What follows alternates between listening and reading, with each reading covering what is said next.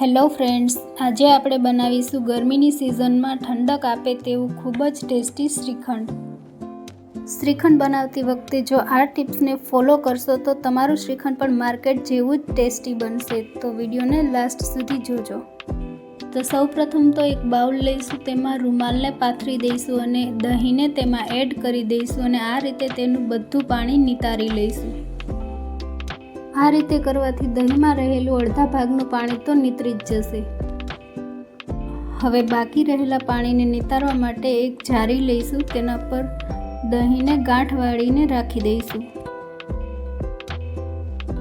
અને તેના પર કોઈ પણ વજનવાળી વસ્તુને રાખી દઈશું. આ રીતે કરવાથી દહીંમાં રહેલું બધું જ પાણી નીતરી જાય છે. હવે દહીંમાંથી પાણી નીતરે ત્યાં સુધી આપણે અહીંયા થોડા ફ્રૂટ્સને કટ કરી લઈશું. તો એમાં લીધી છે મેં લીલી દ્રાક્ષ. એને આ રીતે નાના નાના પીસીસમાં કટ કરી લઈશું.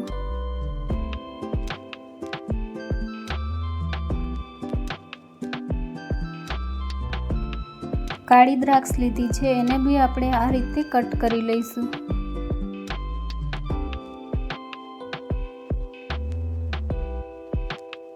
એક મીડિયમ સાઇઝનું ચીકુ લીધું છે, એની પણ છાલ કાઢીને કટ કરી લઈશું.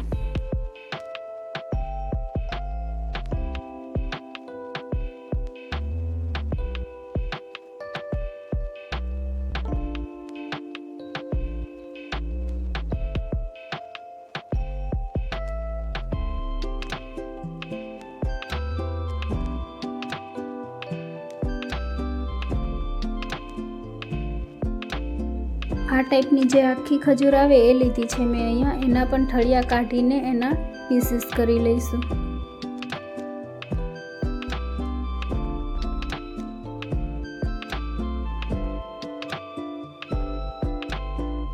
એક મીડિયમ સાઇઝનું દાડમ લીધું છે, એમાંથી પણ દાડમના દાણાને કાઢી લઈશું.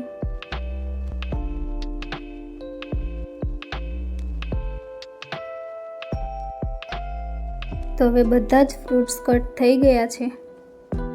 તો અરાઉન્ડ 1-1.5 કલાક જેવું થયું છે. હવે આપણે ચેક કરી લઈશું કે પાણી બધું નીતરી ગયું છે. તો તમે જોઈ શકો છો હજુ પણ આમાંથી થોડું પાણી ટપકે છે.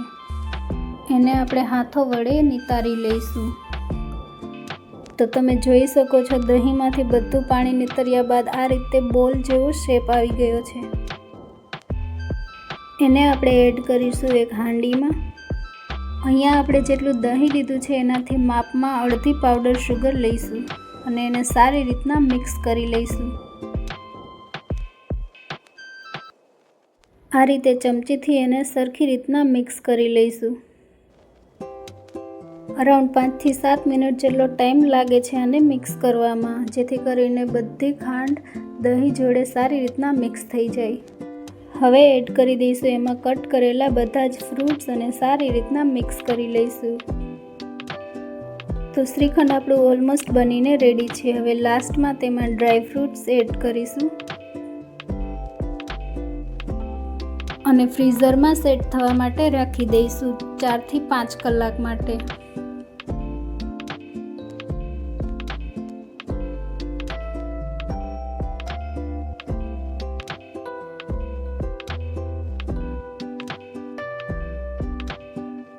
ત્રણ થી 4 કલાક બાદ શ્રીખંડ આપણું પરફેક્ટ રેડી છે, એકદમ માર્કેટ જેવું.